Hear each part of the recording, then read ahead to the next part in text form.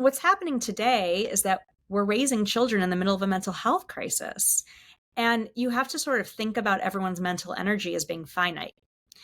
And so everyone's just trying to figure out, where should I put it? What are the things that I'm supposed to be really engaged around and really be helpful to my child? Because what is being asked of them really is more than a child should have to do. And then what are the things I'm supposed to make some space around and just let them skin their knee and figure out next time how not to fall down? I don't think that's as straightforward to parents as I hear a lot of professionals wishing it was. People are always interested at this time of year about what are the specific questions to ask your kid at the end of the day that will get them to download their day to you. That is always very interesting to people. What I say to that is, learn the difference between interviewing and creating conversational space. Interviewing is having exactly sort of tricky questions that might get them to say something, but often they won't. At the end of the day, they don't want to go back and relive and reprocess every moment to share with you.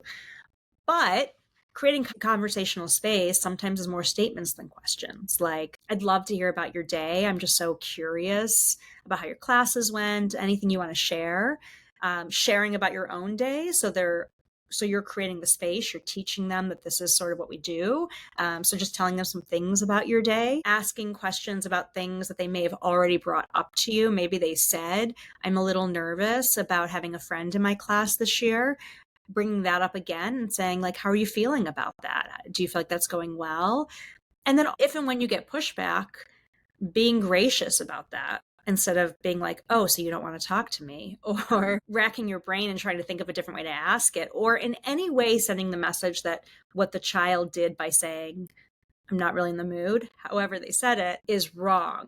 Now, there's wrong ways to say it, right? Like, they're rude or insulting or something of that nature. You focus on the behavior. But in general, if a child just says, I don't want to talk about this, learn to be gracious about that and say, yeah, I don't want to talk about my day sometimes at the end of the day. I get it. I'm just so curious. And I'm here if and when you do want to talk. And when they bring up things that seem not that interesting to you, that really what you wanted to hear about is how math class went and is their homework and what's the teacher like and exactly what are they learning. But what they wanted to share with you is that their best friend brought salami for lunch, and why can't they have salami for lunch? And salami is very delicious.